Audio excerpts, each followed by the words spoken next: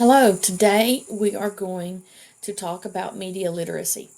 The title of our lesson today is about fake news, um, and this is for my 7th and 8th grade classes. Common Core standards that we're going to concentrate on today is analyzing the structure that an author uses to organize a text, including some of the major sections contributed to the whole. And also, we're going to analyze the structure of specific paragraphs in a text, including the role of particular sentences in developing and refining that concept. Those are going to be touched on today in the form of looking at social media.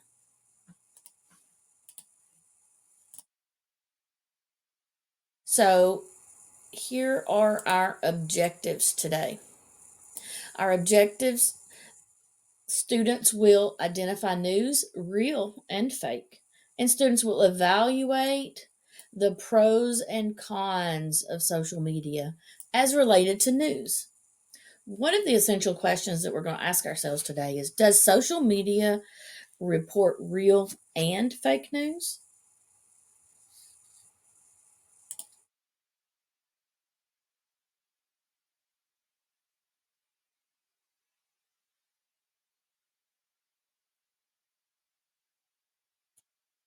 So, some of the materials that you're going to need today is just internet access, your computer, and maybe a pencil and a paper. We are online, so most of our assignments are completed using just our computer with our internet access. So, first thing we're going to do is I want to ask you a question, and you're going to take a poll. What or does social media report real and fake news? What do you think? Answer that poll to let me get an idea of what you think before we go into this lesson.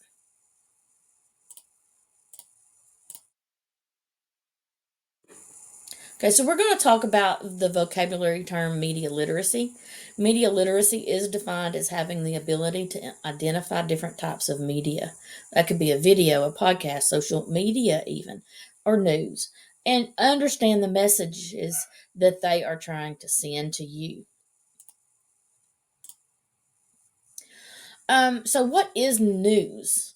When the media refers to news, they mean professionally reported information about noteworthy events that would interest the public. That's what we all think about when we think about news. Okay. Is that always what we get? Probably not. So, news media versus social media. The professional news media traditionally consists of your newspapers, your television and radio, magazines, and even official online sources. However, many people now also think of blogs, social media, and other forms of personal journalism as being news. At any moment, anyone can become a journalist on the spot, reporting, recording, or sharing live as news happens. This access gives us an immediate, like, unedited look at events as they happen, but it doesn't always tell the whole story. I know that everyone in class has went on Facebook, Snapchat, and seen live news happening, right? Somebody's streaming something, so that is that journalist on the spot. It's showing one perspective, though.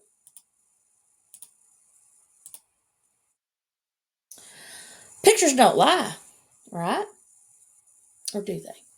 It's possible that even professional journalists have a bias or a favor on one side of an issue or another, but they are expected to verify all of their events and seek out background information and comments from the witnesses and experts on both sides of an issue. Okay, so they do their due diligence. But citizens reporting on an event are often sharing just a snapshot, exactly what their eye or camera see in a particular moment. They may or may not have witnessed or shared the whole event. Bias or a strong emotional connection may make it tough to see things objectively. As information consumers, we should always think and ask questions about what we see, hear, and read. Don't just take it as factual because it's on the internet, especially social media. Okay, so we're going to look at a fake news article today. So you're going to read this fake news article, and the title of it is 3 Reasons Why You Should Stop Eating Peanut Butter Cups. Okay. Um, just some background information before you dig into that Reese's Cup fake news article. Is this article was shared over 207,000 times on Facebook. So there were that many people that believed that this was a real article and that it was founded and grounded in truth. Okay, so you're going to go through and read that, and then we're going to come back together. And for our whole group discussion, we're going to think about, did anything in the article seem obviously fake? Did you notice anything that just you were like, well, is that really true? And why? What made you question that? And why did the fake article attract attention from so many people? Why did 207,000 people reshare that article? Right. So what attracted you to it, and why? So that's what you're going to think about. Okay, so after we finish with that, you're going to have some independent practice. Okay.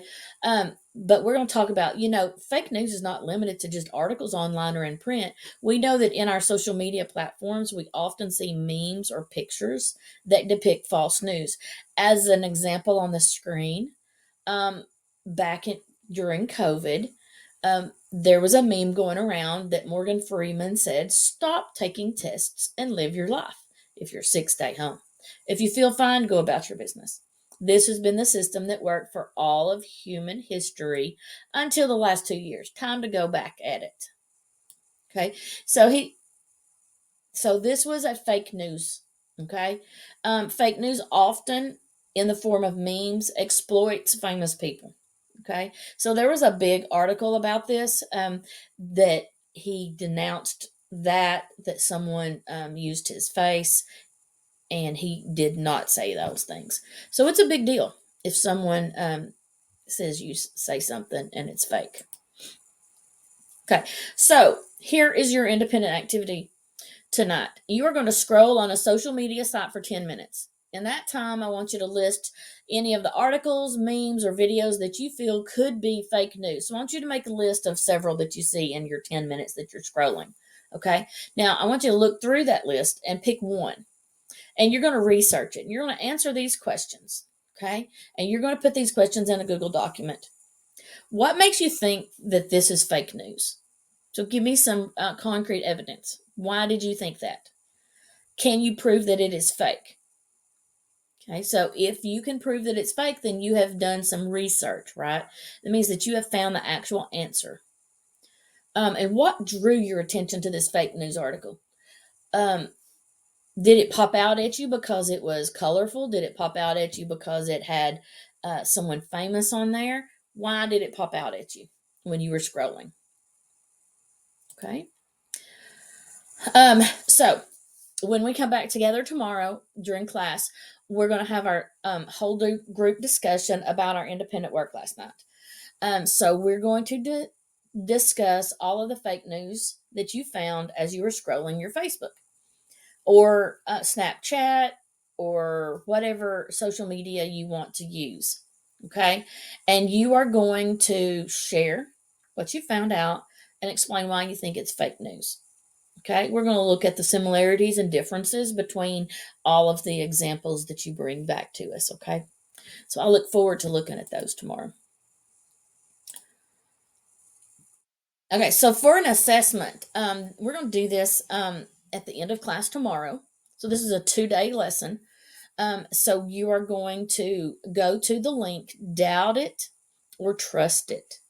Okay, so this is an interactive simulation about fake news. And it's going to ask you some questions, and it's going to see if you can spot fake news. Okay, it gives you the fake news name, maybe a picture. It gives you a little bit of information to look at. Okay, so once you complete that in class, you're going to take a screenshot of your completed activity with your grade, and then you're going to answer these questions in a Google Doc. How did you know it was fake versus real news?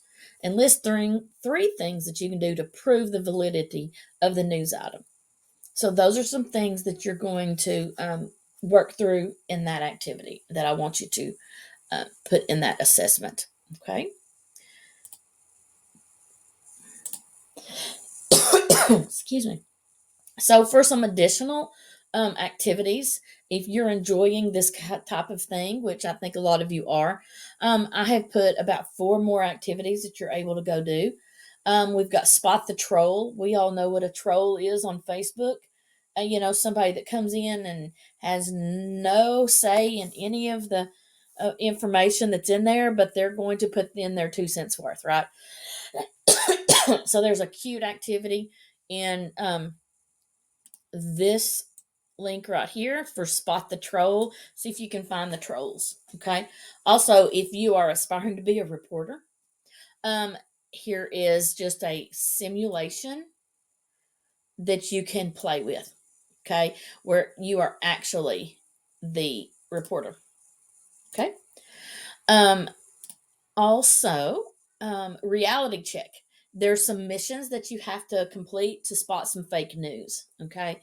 So it really gives you some real world activities out there.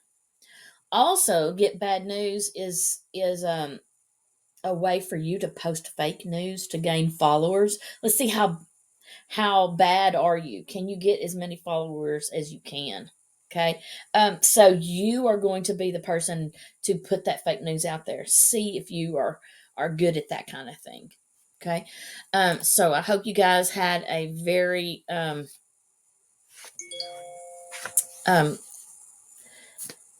you enjoyed the lesson today. Some of the modifications, if needed, would be extra time, text to speech, speech to text, and I have alternative formats, video and audio, available if students need that. So, in closing, so think about the things that you have learned today about media, okay, literacy, and fake news as you navigate some social media. Excuse me. Just because it is posted on the internet does not mean that it's true, right? So, this is the end of our lesson. So I hope you enjoyed it, and I will see you for day 2 of our lesson tomorrow. And we will finish up our group discussion and get our assessment completed. Thank you.